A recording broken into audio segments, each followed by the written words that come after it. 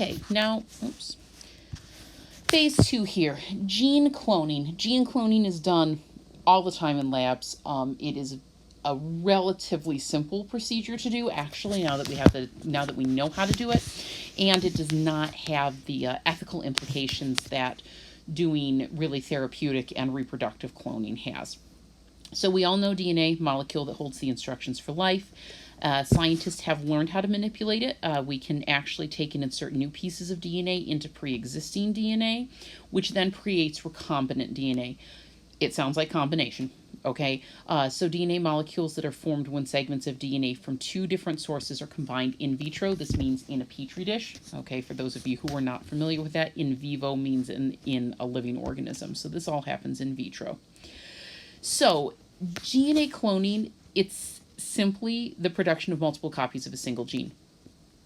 We often use bacteria, partly because bacteria grows like crazy. It doesn't take a lot of time, energy, and resources. It's relatively inexpensive, and PETA doesn't care about it. So the plasmid of bacteria is more easily manipulated, and a selected portion of DNA or a gene is inserted into this plasmid.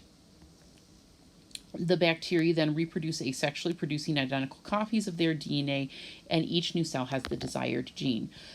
Bacteria will actually take in plasmids from their environment. It is one of the ways that they can have evolution of bacteria. It's one of the ways that they can differentiate themselves. Remember, asexual reproduction means they're making an exact copy of themselves. So unless there's a mutation that happens because of exposure to X-rays or some sort of mutagen, they're going to be identical copies. So they are allowed. One of the things that bacteria can do is just suck up DNA that's simply floating around them, which is like I said, it's pretty easy to manipulate. They can also be used to produce a large quantity of a desired protein, not just the DNA itself. Okay. So cloning vectors. Plasmids are known as cloning vectors. A vector is anything that carries something else. So for example, mosquitoes are vectors of West Nile, Zika, and malaria. Okay, so that's all that plasmids are. They carry what we want them to carry. A cloning vector is a DNA molecule that can carry foreign DNA into a host cell and then actually replicate there. So genes for pest resistance have been inserted into plants, okay, to try to help crops be able to grow better. Genes have been inserted into bacteria that allow them to break down oil spills, which is bluntly a really fabulous application if you think about it. HGH has been produced using gene cloning. HGH is human growth hormone. We all produce it. It is one of the things that allows us to grow. If you don't produce it, it very much impairs your growth. I had a friend in college who was about 5'3", because in 6th grade he said, I'm done having shots every day. At the time it was a daily injection of HGH and he just couldn't take it anymore. He said, I'd rather just be short. Human growth hormone has, you may have heard about it in sports. There are those that have been accused of using it as performance enhancing. It doesn't show up on tox screens quite so much because our body naturally produces HGH, so they really have to delve into looking for elevated levels of it. Proteins that have dissolved blood clots are produced using gene cloning. So if you have somebody who does have blood clots, that they inject proteins into them to help make sure that it dissolves that. Restriction enzymes. This is what made, really bluntly, all of this possible. Okay, we cut our plasmid using restriction enzymes, and this is an enzyme that cuts DNA to specific nucleotide sequence. Think of it as genomic scissors. We always know where it's going to cut as long as we know what the sequence is. In bacterial cells, they were actually used, they protected the bacteria by cutting up foreign DNA. Most of it was viral foreign DNA. I had this really magnificent, frustratingly awesome lab where you created out of paper a cute little plasmid, and then you had to find the restriction enzymes that were going to work and all this other stuff. And it really helped emphasize this point. So I'm really sorry that you guys don't get to do this. It's one of those, it's like drawing mitosis and meiosis. People hated me, but they loved me for it. I will be loading up a worksheet to help you guys with this, but I will also try to find some YouTube videos and stuff to give some really good examples of this beyond just my lecture. Some scientists have found restriction enzymes that will actually cut the bacterial plasmid rather than the foreign DNA.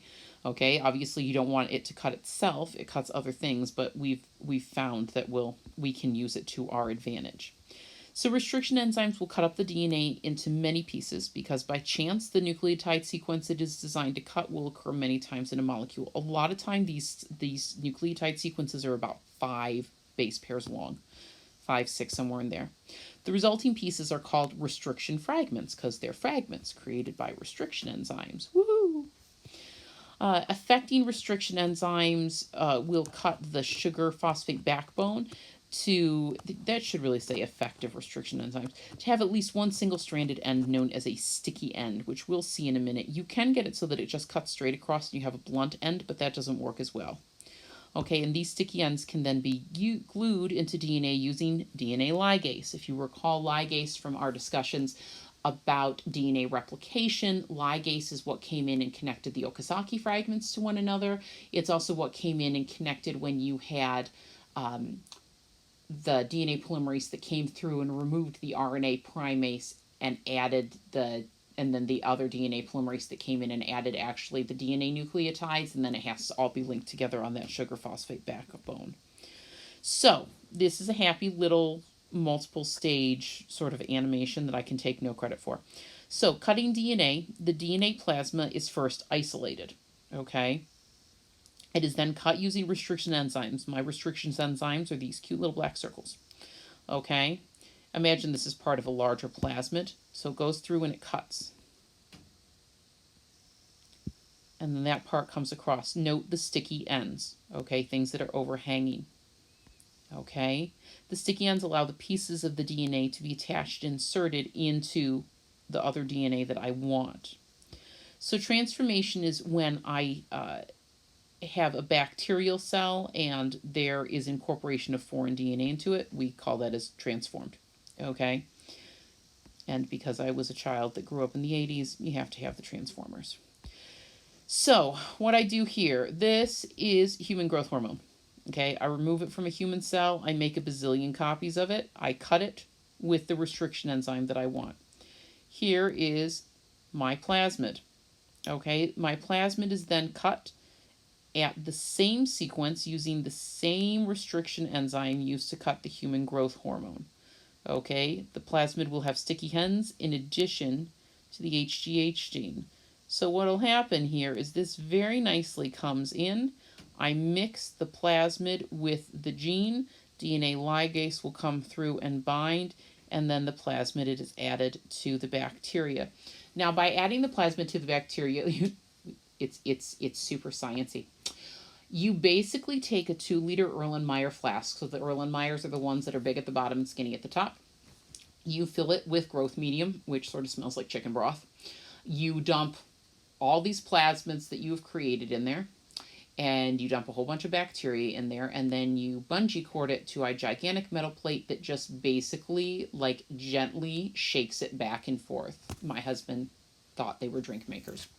That's sort of what it looks like. It's a pretty fancy drink maker, but it just sort of gently shakes it back and forth, and you do this for an extended period of time. The longer you do it, the more plasmid is going to be sucked up. It's going to suck up because the bacteria and the DNA run into each other, so that's why you want to shake them around.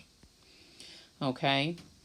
The bacteria now has the gene for human growth hormone and the ability to produce it. And so this is the whole thing that is the transformation in bacteria. Now, you usually need markers. I shouldn't say you usually need.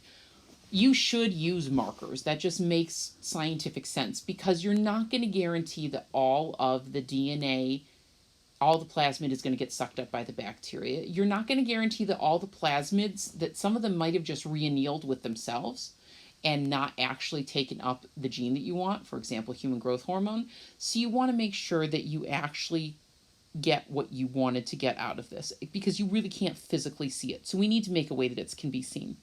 So one thing is to use FGP, which means that bacteria will glow under infrared light if the gene was incorporated into the plasmid. If we get back to school, I have a great lab where we transform E. coli, and we have it suck up a plasmid that contains green fluorescent protein, GFP, which is what is found in jellyfish and the anglerfish. Think the creepy dude from Finding Nemo. And in that case, it actually glows under a UV light. The other thing is to have something like an antibiotic resistance. So ampicillin is a relative of penicillin, also a relative of amoxicillin, which was that pink medicine that you drank when you were a kid and you never minded drinking it, that you had to keep in the refrigerator. It was tasted so good. I don't think they've changed ampicillin in years, or I'm sorry, amoxicillin in years. It still tastes good.